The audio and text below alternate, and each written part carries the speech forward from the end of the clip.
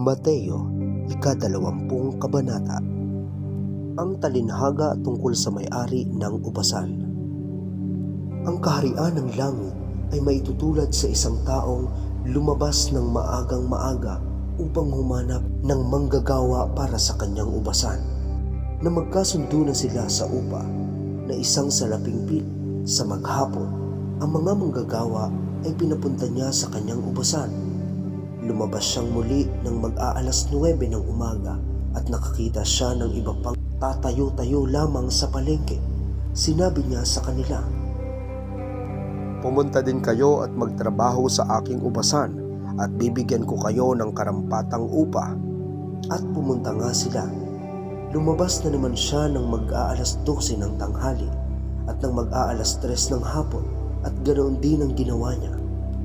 Nang mag-aalas 5 na ng hapon, siya'y lumabas muli at nakakita pa ng mga ibang wala ring ginagawa. Sinabi niya sa kanila, "Bakit tatayo-tayo lang kayo dito sa buong maghapon? Kasi pa'y walang magbigay sa amin ng trabaho."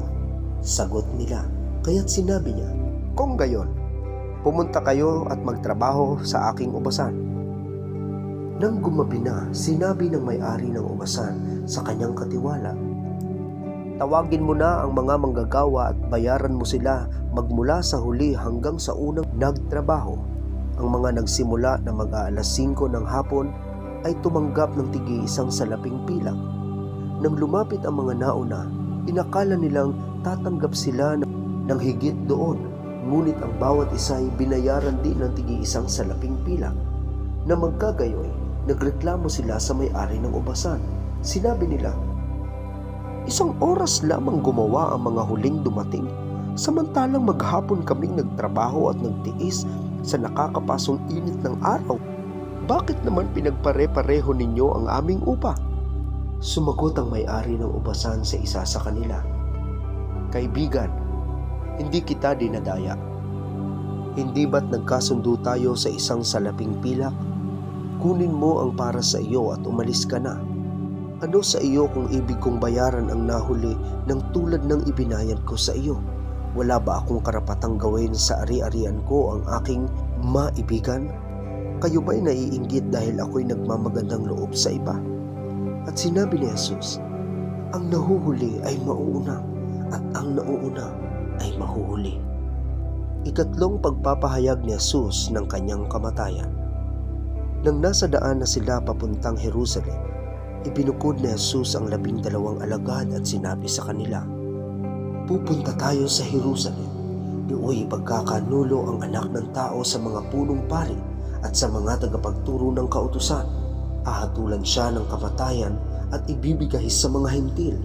Siya'y kukutyain, hahagupitin at ipapako sa krus, ngunit muli siyang bubuhay ng Diyos sa ikatlong araw."